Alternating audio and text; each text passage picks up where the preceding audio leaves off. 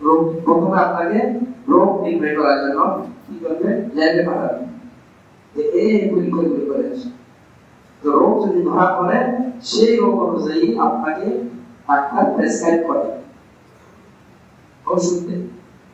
এখন আমাদের সমাজে কোথায় কোথায় আমাদের দায়িত্বে অবহেলা হচ্ছে এবং এই কারণে আমাদের কি পরিমাণ ক্ষতি আমরা ডেকে আনতেছি, আমাদের দুনিয়াতেও আমরা কি ক্ষতিগ্রস্ত হচ্ছি এবং পরকালেও আমরা কোথায় কোথায় ক্ষতিগ্রস্ত হব, এই সংক্রান্ত আজকের আলোচনা। প্রথমে আমরা দায়িত্ব অবহেলা করি 1 নম্বর নামাজ। 1 নম্বর প্রথম নামাজের ব্যাপারে আমাদের অলসতা। এজন্য আল্লাহ তাআলা সূরা মাআরিজের মধ্যে বলেন কাওয়াইদুল লিল মুসাল্লিন আল্লাযীনা হুম আন সালাতিহিম সাহুন। ওয়াইলুন দুই অর্থ, এক অর্থ হচ্ছে ওয়াইলুন মানে ধ্বংস, ওই সমস্ত মানুষের ব্যাপারে ধ্বংস, আল্লাযীনা হুম আন সালাতিহিম সাহুন, যারা সালাত নিয়ে নামাজ পড়ে না। নামাজ নিয়ে অলসতা করে মানে এই আয়াতের ব্যাখ্যার মধ্যে মুফাসসিরিন ইকরাম যারা কোরআনের ব্যাখ্যাকার তারা বলেছেন ইউআখিরুনা সালাত মানে ইউআদ্দুনা সালাতা আনিতা কি তাকিল, অর্থাৎ নামাজ বিলম্ব করে পড়ে, নামাজ পড়ে না যেমন না, মুসল্লি নামাজ পড়ে কিন্তু ওই ফজর নামাজ পড়ে 7টায় অফিসে যাওয়ার সময় অথবা একেবারে জোরের সময় পড়ে, মানে বেনামাজের কথা বলে না, এখানে নামাজের কথা বলছে মুসল্লি। তবে কারা আল্লাযীনা মান সালাতিহিম সাহুন, যারা নামাজ শিথিলতা দেখায়, নামাজ নিয়ে অলসতা করে, নামাজের দায়িত্ব সঠিকভাবে আদায় করে না, তাদের জন্য ধ্বংস। আরেক অর্থ হচ্ছে ওয়াইলুন মানে ওয়াইল একটি জাহান্নামের স্তরের নাম, একটা জায়গার নাম হচ্ছে ওয়াইল, অর্থাৎ নামাজ দিয়ে যারা অলসতা করবে তাদের ঠিকানা হবে ওয়াইল। নামাজ পড়ে কিন্তু নামাজ কি করে, অলসতা করে। তাহলে ওয়াইল দুজন থেকে বাঁচার জন্য আমাদের কি করতে হবে, নামাজের প্রতি যত্নশীল হতে হবে, নামাজের প্রতি দায়িত্ববান হতে হবে। নামাজ আগে সালাত আগে নামাজ, এটাকে আগে সর্বাগ্রে রাখতে হবে। আল্লাহুল মুমিনুন আল্লাযীনা হুম ফি সালাতিহিম খাশিউন। দুনিয়া আখিরাত উভয় জাহানে যদি আপনি সফলতা অর্জন করতে চান, আমি যদি সফলতা অর্জন করতে চাই, যথাসময়ে আমাদেরকে সালাত আদায় করতে হবে। সালাতের ব্যাপারে কোনো মানে কম্প্রোমাইজ নেই, কোন রকমের আলোচনা করা যাবে না। ইমানদার সে যেখানে যায়, সে আমেরিকায় যাক, ইউরোপে যাক, যেখানে যাক, সে সফরে হাজারে যেখানে থাক, তাকে সালাত আদায় করতে হবে। যতক্ষণ পর্যন্ত তার হোশ থাকবে, ততক্ষণ পর্যন্ত বসে দাঁড়িয়ে পড়তে না পারলে বসে করবে, বসে না পারতে পারলে মাটিতে শুয়ে করবে। তো নামাজ নিলে পাবে এমন একটি গুরুত্বপূর্ণ ইবাদত সালাত। তো আমি যে আয়াত বলেছি সেই আয়াতের মধ্যে আল্লাহ তাআলা বলেছেন ফাখালাফা মিন বা'দি খালফুন আযাa'ুস সালাত। প্রত্যেক বাবাদেরকে এই আয়াত মনে রাখতে হবে। আপনি বাবা, আপনার পরবর্তী আপনার প্রজন্ম যারা আসতেছে, আপনার ছেলে, আপনার নাতি, আপনার মেয়ে, আপনার নাতনি, নামাজের ব্যাপারে ওদের কি অবস্থা, আল্লাহ তাআলা বলেন ফাখালাফা মিন বা'দি খালফুন, বাবাদের পরে এমন কিছু প্রজন্ম আসলো, এমন কিছু সন্তান আসলো, আযাa'ুস সালাত, নামাজকে নষ্ট করলো, নামাজ পড়ে না। তারা বাবা ডাক্তার বানাইছে, সন্তান ইঞ্জিনিয়ার বানাইছে, বড় প্রকৌশলী বানাইছে, কিন্তু নামাজের শিক্ষা দেয় নাই বাবা। সন্তান নামাজ পড়ে না, আযাa'ুস সালাত, বাবা খুব নামাজি, বাবা এমনি উমরা হজ একেবারে পাঁচ ওয়াক্ত নামাজ, খুব নামাজ পড়ে, কিন্তু সন্তানের ব্যাপারে বলছে যে সন্তানের ব্যাপারে কোনো কেয়ার করে না, নামাজ পড়ে নাকি পড়ে না। আমাদের এই দায়িত্ব, আমরা কোনো দায়িত্ব পালন করি না সন্তানের ব্যাপারে। এই জন্য আল্লাহ তাআলা বলছেন ফাখালাফা মিন বা'দিহিম খালফুন আযাa'ুস সালাত ওয়াত্তাবা'উ শাহাওয়াত। এই সন্তানগুলো শাহওয়াতের পিছনে পড়ে গেছে, দুনিয়ার লোভ লালসা, নিজের যৌন চাহিদা পূরণ করার জন্য পার্কে পার্কে হোটেলে হোটেলে ঘুরতেছে, কিন্তু মা বাবার কোনো খবর নেই। অতিসত্ত্বর তারা জাহান্নামের একটি উপদ্বীপে অবস্থান করবে। এই জন্য বাবা হিসেবে আমাকে দায়িত্ব পালন করতে হবে। আমার সন্তান নামাজি, আপনি দেখেন কি সম্পর্ক, আপনি সন্তানকে হাত ধরে ধরে মসজিদে নিয়ে আসবেন, তাকে নামাজের প্রতি উদ্বুদ্ধ করবেন, এই দায়িত্ব যদি আপনি পালন করেন, যখন আপনি বাড়িতে পৌঁছবেন তখন ওই সন্তান আপনাকে হাত ধরে ধরে আপনাকে সব জায়গায় নিয়ে যাবে, হাসপাতালে নিয়ে যাবে, হাত ধরে ধরে আপনাকে ঈদের নামাজে নিয়ে যাবে, যেখানে আত্মীয় স্বজন বিভিন্ন জায়গায় জায়গায় হাত ধরে সম্মানের সাথে নিয়ে যাবে। যেমন তখন তেমন ফল। আপনি বীজ লাগাইছেন, এরপরে বৃদ্ধি করে আপনি সুফল ভোগ করতে পারবেন। এখন কি হচ্ছে, বাবারা সন্তানদেরকে টাকা বেশি বাড়িয়েছে, ইঞ্জিনিয়ার ডাক্তার বানাচ্ছে, শুধু টাকা টাকা। এখন শেষ বয়সে কি, শেষ বয়সে এখন ঠিকানা কোথায় নিয়েছে, বলবো বৃদ্ধাশ্রম। 10 বছর আগে এই বৃদ্ধাশ্রম নামক কোন কালচার আমরা শুনেছি? এখন বিভিন্ন জায়গায় যে বলবো বাবাদের ঠিকানা কোথায়, আপনার ছয়তলা বাড়ি নিজের আরামে বিসর্জন করে টাকা পয়সা রোজগার করে আপনি যে বিল্ডিংটা করেছেন, ছয়তলা বাড়ি করেছেন, সেখানে আপনার ঠাঁই নাই, ওইটা আপনার সন্তানদের দখলে চলে গেছে। এখন আপনাকে চিনে না সন্তান, কেন? এখন আপনি সন্তানের বিরুদ্ধে অভিযোগ দিচ্ছেন, কিন্তু আপনি কি সন্তানকে মানুষ করার জন্য চেষ্টা করেছেন? আপনি দায়িত্ব অবহেলা করেছেন, এটার মাসুল আপনাকে দিতে হচ্ছে এই বয়সে। সবাই সন্তান কথা শুনে না, সন্তান কথা কিভাবে শুনলেন? সন্তানকে শুরুভাগে আমি সেভাবে কি তাকে মানুষ করেছি? আমরা নামাজ নিয়ে অবহেলা করি, নিজেও অবহেলা করি, সন্তানদেরকেও অবহেলা করি। এই জন্য আমরা এটার শাস্তি আখেরাতে তো পাবো, দুনিয়াতেও আমরা পেয়ে যাচ্ছি। এত কিছু টাকা করো, নিজে ভোগ করতে পারতেছে না।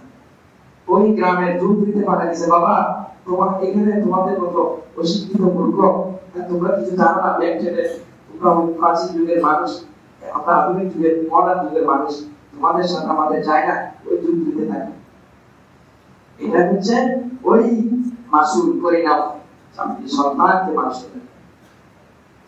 পত্র-পত্রিকা আপনি দেখতেছেন, সম্পদের লোভে বাবাকে বৃদ্ধ বয়সে তাড়াতাড়ি সম্পদগুলো বেশি সহ্য করতে পারে না, সবর করতে পারতেছে না। আসলে বাবা মারা গেলে তো অটোমেটিক সম্পদ ছেলের হাতে আসবেই না, সবর নেই। তাড়াতাড়ি দুনিয়াতে কেটে দুই টুকরা করে শেষ করে দিচ্ছে। কিন্তু সে কি সম্পদের মালিক হতে পারছে? শেষ পর্যন্ত জেলখানায় আজীবন ফাঁসি, যাবজ্জীবন কারাদণ্ড এবং ফাঁসিতে ঝুলবে সে। মানে এতটুকু কমন সেন্স নাই মানুষের। আমি বাবাকে যেগুলো ব্যয় করতেছে, আমার কি পরিণাম হয়? সম্মানিত হাজির, আমরা নামাজ নিয়ে আলোচনা করলে আমাদের পরিণাম হোক, দুনিয়াতেও আমাদেরকে ভোগ করতে হবে এবং পরকালে তো আছে। আমরা আরেকটা বিষয় নিয়ে আলোচনা করি, সেটা হচ্ছে কারো কাছ থেকে ঋণ নিয়ে সেটা দেওয়ার বেলায় কি কার্যক্রম করবে। মানুষ থেকে ঋণ নেওয়ার জন্য তাকে কত রকমের প্রশংসা আর কত রকমের গুণ-কীর্তন, কিন্তু দেওয়ার বেলায় যখন আসে মোবাইল বন্ধ। আমরা মানুষের ঋণ আদায় করার ব্যাপারে চরম অলসতা করি। লক্ষ লক্ষ টাকা মানুষের টাকা নিয়ে আমরা মানুষের বসে থাকি। এরপরে টাকার কথা বললে মনে হচ্ছে যেন মানে বেড়ে বেগুলো জ্বলে উঠছে। হ্যাঁ, তোমাদের লাভ নাই, দিনটা সবসময় ভাই আপনার ওর প্রাপ্য আপনার কাছে রয়ে গেছে, আপনি দিচ্ছেন না। এই জন্য রাসূলুল্লাহ পাক সাল্লাল্লাহু আলাইহি ওয়াসাল্লাম বলেছেন, মাতালুল গনি যুলমুন, যে ব্যক্তি দেওয়ার সামর্থ্য আছে, ঋণ পরিশোধ করার সামর্থ্য আছে, তারপর আজকে দিব, কালকে দিব, পরশু দিব, এভাবে ঘুরেতেছে, কাল বিলম্ব করতেছে, রাসূল সাল্লাল্লাহু আলাইহি ওয়াসাল্লাম বলেছেন এটা যুলমুন, এটা চরম অন্যায়। এই জালেমের কোনো আল্লাহ তাআলার কাছে কোনো শান্তি নেই, কোনো রহমত নেই জালেমের জন্য। এজন্য রাসূল পাক সাল্লাল্লাহু আলাইহি ওয়াসাল্লামের একটা হাদিস আমরা শুনলাম, অনেক মানুষ আমাদের মানুষের কাছ থেকে ঋণ নিয়ে প্রয়োজনে আমাদের এতে তো শরীয়তের বিষয় হলো ভারত পক্ষে মানুষ থেকে ধার কর্জ না নেওয়া, কষ্ট করে চলা।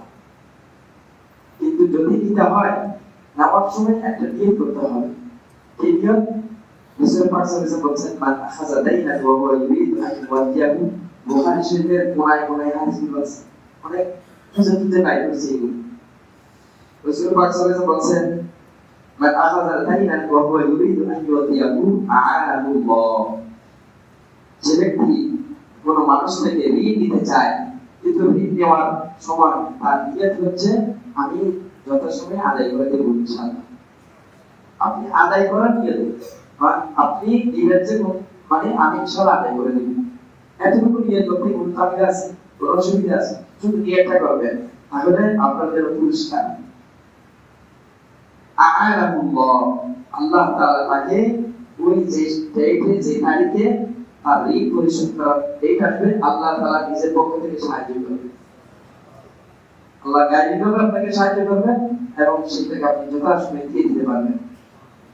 ওমান আখাযা ইউরিদু ইতলাফাহা, আর যার নিয়ত হচ্ছে নেওয়ার সময় দূর কোথাতে নিতে পারি না দেখি, এরপর মোবাইল বন্ধ করে কোথায় চলে যাবে।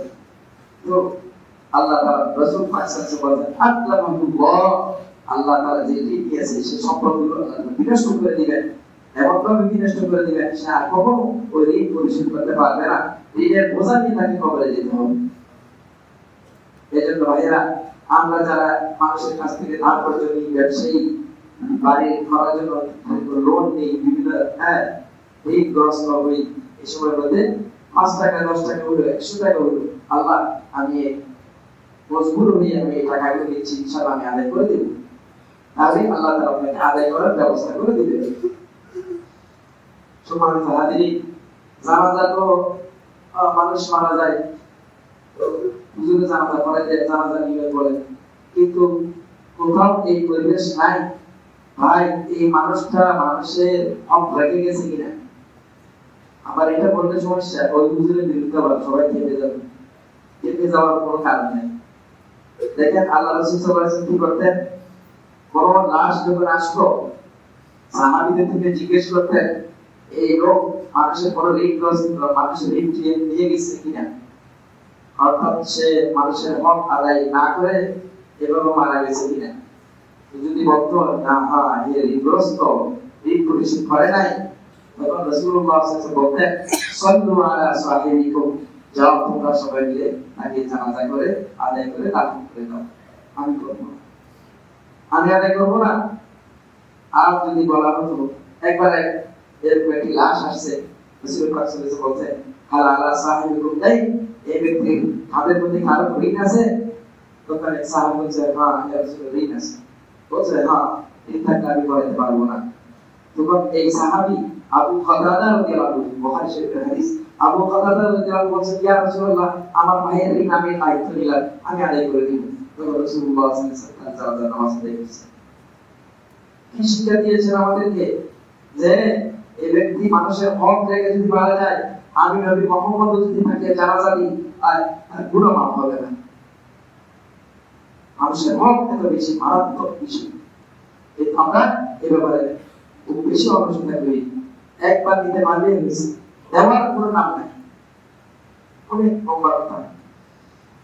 আচ্ছা, এই হলো মানুষের ঋণ নিয়ে আদায় না করা নিয়ে আমরা আলোচনা করি। তাহলে আজকে এই হাদিস থেকে আমাদের শিক্ষা হলো, পুরো কাজ মানুষের কাছ থেকে যদি ঋণ নিই, চেষ্টা করতে হবে সেই ঋণটি পরিশোধ করে দেওয়া। যদি পরিশোধ করতে না পারি, মারা যাওয়ার আগে নিশ্চিত করে দাও সন্তানদেরকে যে অমুক ব্যক্তি আমাদেরকে টাকা পাবে। সম্মানিত হাজির, এই হলো মানুষের ঋণ পরিশোধ নিয়ে আলোচনার অবস্থা। 3 নম্বর, এগুলো সমাজের বাস্তব চিত্রগুলো আমি তুলে ধরতেছি। 3 নম্বর হচ্ছে সন্তানদের বিয়ে শাদীর ব্যাপারে মা বাবার অলসতা। এতগুলো চমৎকার শিরোনাম। অনেক মা বাবা আছে সন্তান উপযুক্ত হয়ে গেছে বিয়ে শাদী, কিন্তু সন্তানের ক্যারিয়ার গঠন 40 বছর পার হয়ে গেছে, এখন ক্যারিয়ার গঠন হয়ে গেছে। এই সমস্ত মা বাবাদের জন্য বড় দুঃসংবাদ আছে। রাসূল পাক সাল্লাল্লাহু আলাইহি ওয়াসাল্লাম ইরশাদ করেন, তিরমিজি শরীফের হাদিস 1084 নম্বর হাদিস, রাসূল পাক সাল্লাল্লাহু আলাইহি ওয়াসাল্লাম বলেন ইদা খাতাবা ইলাইকুম মান তাওফাউনা দীনাহু ওয়া খুলুকাহু ফাযাওবিজুহু। প্রত্যেক মামাকে বলতেছে রাসূলুল্লাহ সাল্লাল্লাহু আলাইহি ওয়াসাল্লাম, অভিভাবককে বলতেছে যে তোমাদের কাছে যদি তোমাদের মেয়ের ব্যাপারে কোন দিক থেকে এমন যে প্রস্তাব আসে যে ছেলের দিন আখলাক চরিত্র খুব সুন্দর। মাঝাব বিজু বাস তার ইমানদার তো আখলাক চরিত্র খুব সুন্দর, নীতিনৈতিকতা, মানুষের সাথে লেনদেন খুব চমৎকার। মাঝাব বিজু তাকে বিয়ের সাথে দিয়ে দাও। আর কি আছে, ব্যাংক ব্যালেন্স আছে কিনা, বাড়িঘর আছে কিনা, এটা দেখবে না। আগে দেখবে যে তার দিন আছে কিনা। মাঝাব বিজু তাকে বিয়ের সাথে দিয়ে দাও। বলে কি কি খাওয়াবে, কে খাওয়াবে, খাওয়াবে কি আপনার জামাই খাওয়াবে নাকি আল্লাহ খাওয়াবে? এখন আমরা কি আগে দেখি দিন দেখি, আমরা আগে টাকার মেশিন আছে কিনা এটা দেখি। প্রত্যেক মেয়ের বাবারা, মেয়ের মায়েরা কি হয়ে গেছে এখন, দিন আখলাক চরিত্র এগুলো দেখে না, টাকার মেশিন দেখে। ওর ভিতর টাকার মেশিন আছে কিনা এটা আগে দেখি। বাড়িঘর আছে কিনা, এবং বাড়া ঠিক হবে না, নিজস্ব নামে বাড়ি আছে কিনা সবকিছু চেক আপ করবে। যতক্ষণ পর্যন্ত স্যাটিসফাই হবে না ততক্ষণ পর্যন্ত মুখে বলবেন। আল্লাহ রাসূল সাল্লাল্লাহু আলাইহি ওয়াসাল্লাম হাদিসের সাথে আপনার চরিত্র আপনি টুকি না। ইজা খাতাবা ইলাইকুম মাদারাতু মাদিনা, আজকে টাকা বেশি দেখে বিয়ে দিলেন, 4 মাস সংসার করতে পারে নাই, হাসিতে জুড়াইছে, কোরবানির মৌসুম আসছে, ফিরে তোমার বাবা একটা গরু দেয় না, একটা ছাগল দেয় না, মনে হচ্ছে যেন গরু ছাগল দেওয়া একটু লাজে।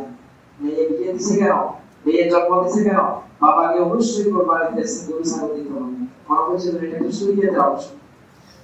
এখন এটা নিয়ে তাকে টর্চার করতেছে, এক পর্যায়ে করে দিয়ে কি করতেছে, আত্মহত্যার সুইসাইড করছে, মেয়ের সাথে ফাঁস লাগিয়ে মারা যাইতেছে। দেখতেছেন আপনারা বন্ধু, রাসূল পাক যদি তার ভিতর দিন থাকতো, যদি ভিতর তার নীতিনৈতিক থাকতো, সে কখনো বলতো না যে কোরবানিতে তোমার বাবা থেকে ছাগল নিয়ে আসো, গরু নিয়ে আসো। আলহামদুলিল্লাহ আমরা কখনো বলি না, আমাদের আলেম বাবারা যাদের সাথে দিনের সম্পর্কিত করেন এই সমস্ত গুলো, ভাবতুর কথা, যৌতুকের কথা। দিন যদি আসে আপনার ভিতর, দিনের ভুল যদি থাকে, ওর দ্বারা আপনার সে অল্প স্বল্প বেতন হয়, টাকা দিয়ে কিন্তু খুব সুন্দর সংসার সে করতে পারে। আর যার ভিতর দিন নাই, সে কোটি টাকার মালিক, কিন্তু সে তার হাতে আপনার মেয়ে কখনো, আপনি যদি 20 লাখ টাকার মহড়া দাঁড়ি করতেছেন, যেন টাইট ফিট করতেছেন, আপনাকে টাইট ফিট করে, আর ভিতর যেন আপনার মেয়ে যেন কোনো যেন তার থেকে ছাড় না পায়, এইভাবে টাইট ফিট করে যে 20 লক্ষ টাকার মহড়া করতেছেন, ওইতে বিপরীত হচ্ছে ওই টাকার বেশি হয়ে যাওয়া আপনার বেশ অন্যায় করতেছে, কি আচরণ করতেছে। রাসূল পাক সাল্লাল্লাহু আলাইহি ওয়াসাল্লাম যদি সেরকম কোনো প্রস্তাব আসে, তোমরা দিনের দিকে তাকিয়ে তাকে গ্রহণ করো, তাকে বিয়ে শাদী দিয়ে দাও। ইল্লা তাফআলু, যদি আমার কথা না শোনো, হে আমার উম্মত, আমি একজন ডাক্তার, আমি একজন তোমাদের অভিভাবক, আমি তোমাদের খায়রখা, আমি তোমাদের কল্যাণকামী হয়ে তোমাকে বলতেছি, যদি এরকম না করো, তাহলে ফিতনাতুল ফিল আরদি ওয়া ফাসাদুন আরিজুন, সারা পৃথিবীতে ফিতনা ছড়িয়ে যাবে। আজকে যৌতুকের অভিশাপ কিসের কারণে? দিন না থাকার কারণে। আজকে স্বামী স্ত্রীর সংসার ধাউধাউ করে আগুন জ্বলতেছে, দাম্পত্য জীবনে কলহ সবসময় লেগে আছে, মারা মারি, কাটাকাটি, ঝগড়া বিবাদ, ডিভোর্স আর ডিভোর্স। ওর কারণটা কি? দিনের বুঝ নাই। আমরা দিন দেখি না, আমরা পৃথিবীর দিকে দেখি না, আমাদের টাকা বেশি। মেয়ে বাবার কাছে কি টাকা বেশি আছে কিনা ছেলেরা সেটা দেখে। টাকায় সবকিছু, মানে টাকাই মানি ইজ সেকেন্ড গড, নাউজুবিল্লাহি মিন যালিক। এই ব্যাপারে আমাদের দেশের মা বাবা সন্তান বিয়ে শাদীর উপযুক্ত বয়স হয়ে গেছে, বিয়ে দিয়ে দিতে হবে। আরেকটা গুরুত্বপূর্ণ হাদিস, কোন ছেলে মেয়ে উপযুক্ত বয়সে পরিণত হয়েছে, মা বাবা তাদের বিয়ে শাদীর ব্যাপারে কোনো টেনশন নাই, কোনো চিন্তা নাই, বাস চলতেছে। এর ফাঁকে যদি আপনার ছেলে মেয়ে যদি কোনো অপরাধে জড়িত হয়, কোনো ব্যভিচারে জড়িত হয়, এটা দায়ভার আপনাকে নিতে হবে। মা বাবা আপনি দায়ভার নিতে হবে, ওইটা গুনাহের অভিশাপ আপনাকে গ্রহণ করতে হবে। এই জন্য যথাসময়ে এই ব্যাপারে অলসতা করা যাবে না। সম্মানিত হাজিরিন, একটা অলসতা কোথায় কোথায় আমরা করি? ফরজ গোসলের ব্যাপারে অলসতা। ফরজ গোসল, স্ত্রী সহবাস, গোসল ফরজ হয়েছে 3টা, এখন গোসল করতেছে 10টায়, 7টায়। এই যে অলসতা, যথাসময়ে গোসল না করা, এটা শাস্তি আছে।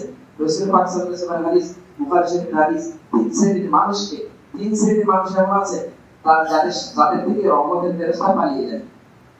তার মধ্যে একটা আছে যেটা কি বিনা প্রয়োজনে, মানে অলসতা করে, ফরজ গোসল কি করে, দেরি করে, বিলম্ব করে।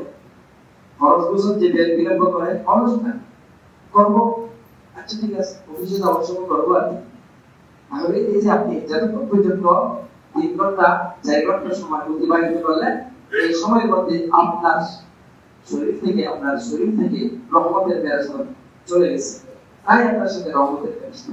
এই অবস্থায় যদি আপনার মৃত্যুটা হয়ে যায় কি অবস্থা হবে?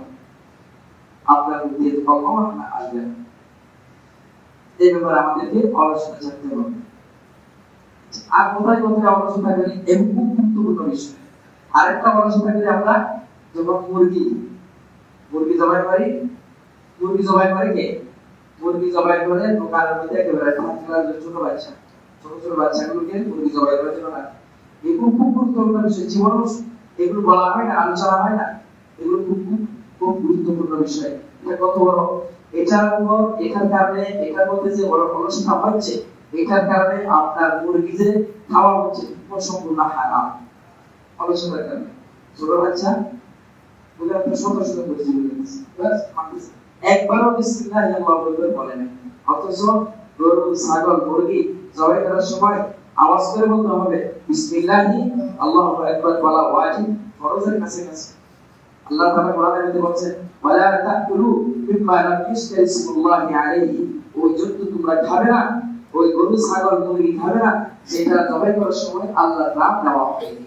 পরিষ্কার করা। তাহলে অলসতার কোনো সুযোগ আছে? এখন আপনি তো বসে আছেন, আপনি তো ওই সঙ্গে সাথে ভাই কত কেজি কত টাকা, এই ফাঁকে এই ছোট বাচ্চাটা যে এরকম জবাই করে দিল বিসমিল্লাহ ছাড়া, এই মুরগি নিয়ে আপনি ঘরে আসছেন, সবাই কি হালাল খেয়েছে না হারাম খেয়েছে? হারাম। আপনি অলসতা করছেন, আপনার অলসতাই এটা দায়ী, শরীরের কোনো কঠিন না। আপনি একটু সতর্ক থাকুন, ভাই এই বাচ্চা এসে বিসমিল্লাহ আল্লাহু আকবার বলো।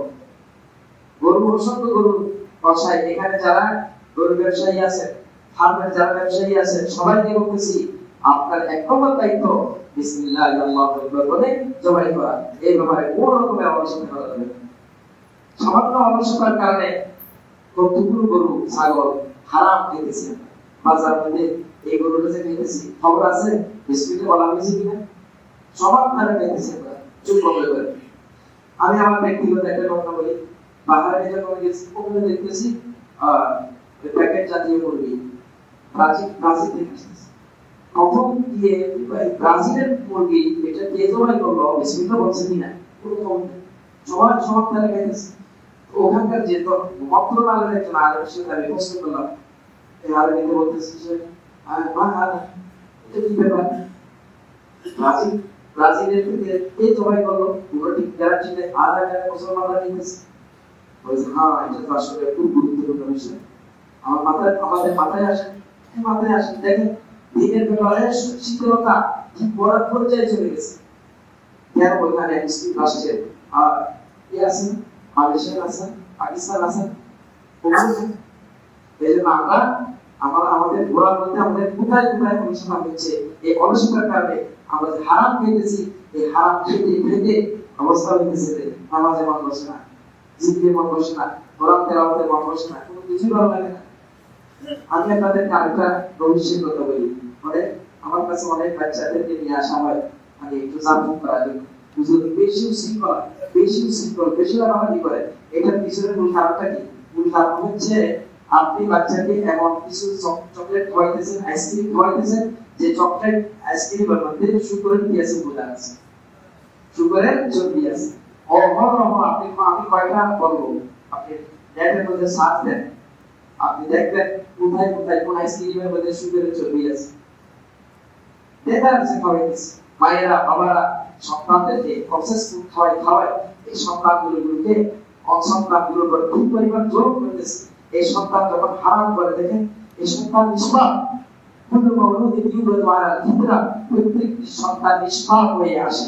আপনি যখন তাকে হারাম খেতেছেন তখন তার শরীর এটা বরদাস্ত করতে পারে না, সে লাফালাফি কুদাকুদি মানে কি রকমের আচরণ করে। এটা আধ্যাত্মিক জগতের যারা ডাক্তার আছে, হাকিমুল উম্মাহ যারা আছে, ওলামায়ে কেরামের মধ্যে এই কথাটা তারাই বলতে পারবেন, আর কেউ কারো পক্ষে সম্ভব না। এজন্য আমাদের সন্তানদের থেকে যদি আমরা নামাজে বানাতে চাই, আদর্শ বানাতে চায়, তাহলে তাদের খাওয়া দাওয়ার ব্যাপারে আমাদের সজাগ থাকতে হবে। অলসতা কখনো করা যাবে না। কি হইতেছে সেটা দেখুন, চমৎকার প্যাকেট, সুন্দর সুন্দর প্যাকেট গুলো একদম ঝুলতেছে, আর আপনি দিতেছে, খাওয়াইতেছে। বর্তমান ডাক্তাররা বলতেছে এই সমস্ত এগুলোর কারণে এই যে চিপস বাচ্চাদের জন্য পেটের জন্য বড় শত্রু। আমি বাবা মা হিসেবে এই সন্তানের উপর বড় জোর করতেছি, এদের লিভার ধ্বংস হয়ে যাচ্ছে, এদের খাওয়ার রুচি নষ্ট হয়ে যাচ্ছে। এখন বাবা আছি, মা আছি, সারাক্ষণ চিপস একবারে 100 প্যাকেট 200 প্যাকেট নিয়ে রাখি, সন্তানের উপর বড় জোর করতেছি। তো আমি যেটা বলতেছি, সন্তানের খাবার দাবারের ব্যাপারে আমাদেরকে সজাগ থাকতে হবে। নিজেদের খাবার দাবারের ব্যাপারে হারাম নাকি হালাল, বিশেষ করে গরু জবাই করার সময়, ছাগল জবাই করার সময় এই বিষয়গুলো আমাদেরকে সজাগ থাকতে হবে। এরকম দৃষ্টি দিতে গেলে অনেক কিছু আছে। পর্দা পুরুষদের সম্পর্কে অলসতা, বাবারা মায়েরা সন্তানদের যখন বালেগ হয়ে যায় তখন তাদেরকে পর পুরুষ পর নারী দেখা যাবে না। শরীয়তের স্পষ্ট। নামাজ যেরকম ফরজ, হিজাব পর্দা বিধান মানে চলা এটাও ফরজ, কিন্তু আমরা নামাজের ব্যাপারে যতটুকু যত্নবান, পর্দা পুরুষদের ব্যাপারে, ছেলে মেয়েদেরকে পর্দা করানোর ব্যাপারে আমরা যত্নবান না। আমি হাজি সাহেব, আমি একদম সফল মুখম কাপড়ের মুসল্লি, আমার ছেলে মেয়েরা পর্দা করে না, ওপেন মার্কেটে বাজারে যাচ্ছে। তাহলে আমি বললাম দায়ুস, আমার উপাধি কি, আমার লকব রাসূলের পাক সাল্লাল্লাহু আলাইহি ওয়াসাল্লাম দায়ুস লা ইয়াদখুলুল জান্নাহ, জান্নাতে যাবে না। এই দায়ুস একটা মানুষের যদি দায়ুস বলে গরম হয়ে যাবে না? আপনাকে যদি আমি দায়ুস, এই দায়ুস গরম হয়ে যাবে। আপনি যদি আমাকে দায়ুস বলেন গরম হয়ে যাবে না? রাসূলের পাক সাল্লাল্লাহু আলাইহি ওয়াসাল্লাম বলেছেন ওই সমস্ত বাবা মায়েরা দায়ুস যারা সন্তানদেরকে পর্দার ব্যাপারে শিখিয়ে দেয়। আর ওরা আধুনিক চট্টগ্রামের একটা চুপ হাসপাতালে আপনারা শুনেছেন, মহিলা মেয়েরা পর্দা বিধান মেনে নার্সিং করে, সেখানে চাকরি করে, বলা হয়েছে না মেয়েরা পর্দা করে আসতে পারবে না। মগের বলল 90% মুসলমানের দেশে মুসলমান মেয়েরা পর্দা করতে পারবে না, কোন আওয়াজ নেই, কিছু নেই। এই জন্য ভাইরা পর্দার ব্যাপারে আপনাকে, এটা সরকারের বিষয় না, এটা আপনার বিষয়, বাংলার বিষয়। সরকার করে আগে আমার আপনার সন্তানদেরকে, আমাদের ছেলে মেয়েদেরকে পর্দা করাইতেছি কিনা, এই ব্যাপারে আমাদের স্ট্রং শিথিলতা। 100 বছর করতেছি কিন্তু ছেলে মেয়েদেরকে পর্দা দিতে আনতেছি না। মেয়েদেরকে আপনি স্কুলে পাঠান, পর্দা হিজাব। যদি কোন স্কুল টিচার যদি বলে পর্দা নিয়ে আসতে পারবে না, তখন সবাই জানিয়ে করতে হবে এটা মকের বলুন নাকি, এটা মুসলমানের দেশ, 90% মুসলমানের দেশ। এতটুকু কথা আমরা বলতে পারবো না, কিন্তু আমরা সবাই শিথিল, আমরা সবাই মানে ধর্মের ব্যাপারে, কিন্তু নিজের হকের ব্যাপারে কিন্তু 100% আমরা কি একেবারে সজাগ, কিন্তু শরীয়তের বিষয়ে আমরা একেবারে শিথিল। কোথায় কোথায় আমরা শিথিলতা করতেছি? রাসূল পাক সাল্লাল্লাহু আলাইহি ওয়াসাল্লাম বলেছেন ইয়াকুম ওয়াদ-দুখুল আলা নিসা, ইয়াকুম ওয়াদ-দুখুল আলা নিসা, হে আমার উম্মতেরা তোমরা পর নারীর কাছে যাইও না, পর নারীর কাছে যাইও না। এদের কাছে গেলে সেখানে শয়তান তোমাদেরকে ডিস্টার্ব করে, তোমাদেরকে খারাপ কাজের মধ্যে লিপ্ত করবে। এজন্য তোমরা পর নারী থেকে, পর পুরুষ পর নারী থেকে বেঁচে থাকবে, পর পুরুষ পর নারী থেকে বেঁচে থাকবে। আলহামদুলিল্লাহ আমরা বলতেছি আমাদের পরিবারের মধ্যে এমন পর্দা আছে, আমরা ভাইদের স্ত্রীদেরকে আমরা দেখি না, আমাদের স্ত্রীদেরকে আমাদের ভাইয়েরা দেখে না, আমরা যৌথ ফ্যামিলি একসাথে আছি। পর্দা আমার আব্বা বলতেছেন ভাইয়েরা যখন বাড়ি হয়ে গেছে এরপর থেকে বলছে আর ভিতরে ঢুকে যাবে না। এভাবে আমাদেরকে লালন পালন করতেছে, আলহামদুলিল্লাহ আল্লাহ শুকর। এভাবে আমাদেরকে পর্দার বিধান মেনে চলতে হবে, পর্দার ব্যাপারে শিথিলতা প্রদর্শন করা যাবে না। সামান্য আমাদের অনেক লম্বা লিস্ট আছে, বলার সময় তাহলে আমরা দিনের ব্যাপারে অলসতা করা, শরীয়তের ব্যাপারে অলসতা করলে আমাদেরকে জবাবদিহি করতে হবে। যে বাবা তার মা বাবা ছেলেদের ব্যাপারে মেয়েদের ব্যাপারে অলসতা করতেছে, হ্যাঁ তাদেরকে সঠিক দিক শিক্ষা দিচ্ছে না, অলসতা করছে, শেষ জীবনে কষ্ট পেয়েছে কিনা, শুরু জীবনে অলসতা করছে, ওই দিয়ে স্কুল কলেজ ভার্সিটি সব যাইতেছে, ডাক্তার ইঞ্জিনিয়ার বানাইছে, কিন্তু দিনের শিক্ষা দেয় নাই, আমাদের শিক্ষা দেয় নাই। এই ব্যাপারে অলসতা করছে, অলসতা এটা মারাত্মক একটা রোগ। এই অলসতা আমাদেরকে ছাড়তে হবে, আমাদের সবাই দায়িত্ববান হতে হবে। আলা কুল্লুকুম রাঈ ওয়া কুল্লুকুম মাসউলুন আন রাইয়াতিহি। আমরা সবাই দায়িত্বশীল হব ইনশাআল্লাহ, সন্তানের ব্যাপারে দায়িত্বশীল হব ইনশাআল্লাহ, স্ত্রীদের ব্যাপারে দায়িত্বশীল হব ইনশাআল্লাহ। যেখানে যাব দায়িত্বশীল, আমার দায়িত্ব আছে, আমার দায়িত্ব, আমার ডিউটি। আল্লাহ তাআলা যতক্ষণ পর্যন্ত হোশ থাকবে ততক্ষণ পর্যন্ত ওয়া আবুদু রাব্বাকা হাত্তা ইয়াতিয়াকাল ইয়াকিন, মৃত্যু আসা পর্যন্ত এই দায়িত্ব চালিয়ে যেতে হবে। আল্লাহ তাআলা প্রথমে আমাকে আমার কথার উপর আমল করার তৌফিক দান করুন এবং সবাইকে আমল করার তৌফিক দান করুন। আমিন। ওয়া সাল্লাল্লাহু আলা নবিয়িনা মুহাম্মদ ওয়া আলিহি ওয়া সাল্লাম।